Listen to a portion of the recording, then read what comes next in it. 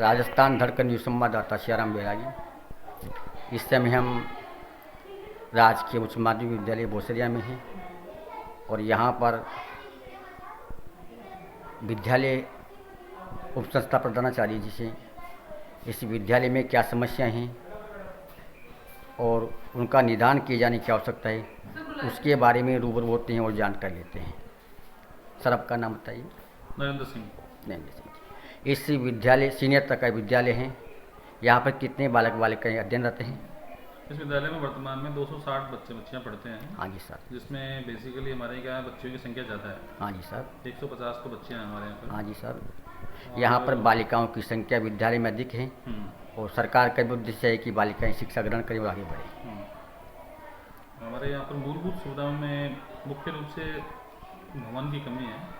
विद्यालय को कम से कम 10 कमरों की आवश्यकता है। यहाँ पर्याप्त मात्रा में कक्षा रूम नहीं है। इन्होंने भी उच्चाधिकारियों को अवगत करा दिया गया है।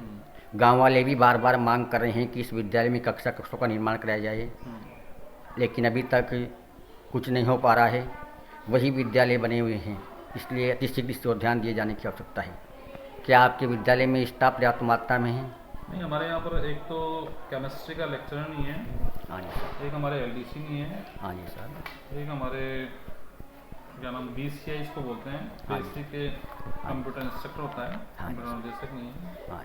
कोर्ट क्लास नहीं है। हाँ जी सर। लेकिन मूल रूप से हमारे को जो एकेडमिक स्टाफ की बात करें तो हमारे यहाँ पर जो व्याख्याता केमिस्ट्री का वो होना बहुत ज़रूरी है।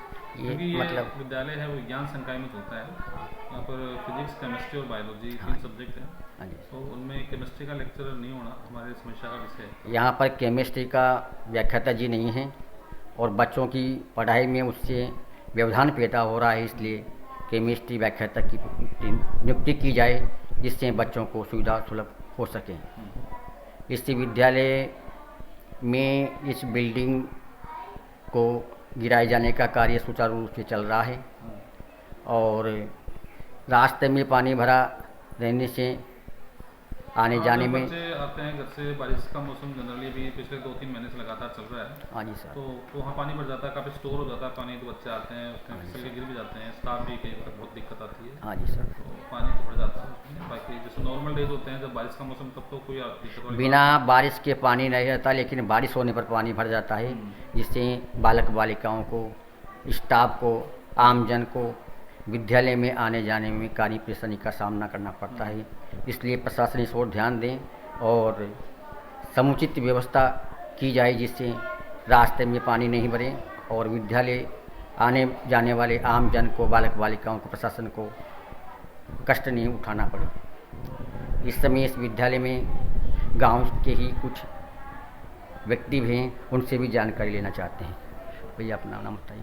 राजेश कुमार में, ग्राम खेड़ली से। आप क्या समझते हो कि इस विद्यालय में क्या आवश्यक जरूरी है?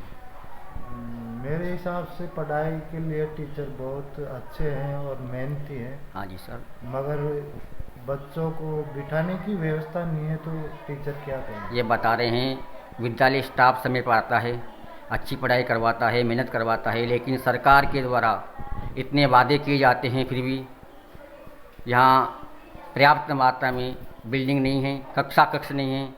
असुविधाओं का हर्जाना बच्चों को भुगतना पड़ रहा है। सर, इसमें 12 क्लासों के लिए सिर्फ 4 रूम उपलब्ध है। अब क्लासें हैं 12, रूम है 4, कैसे व्यवस्था करें? फिर भी टीचर लोग 2 में बिठाते हैं मगर वो व्यवस्था नहीं हो पाती। प्रशासन और जनप्रतिनिधि और इस ओर ध्यान दें और राजकीय उच्च माध्यमिक विद्यालय अनेक मूलभूत सुविधाओं से वंचित हैं। इन समस्त सुविधाओं को पूरा किया जाए जिससे बालक बालिकाओं का पलायन शहरों की ओर नहीं हो और बालक बालिकाएं इसी विद्यालय में पढ़ें। इस विद्यालय का गत परीक्षा परिणाम भी 100% के करीब रहा है और ये बता रहे हैं कि अच्छा विद्यापन कार्य इस विद्यालय में होता है।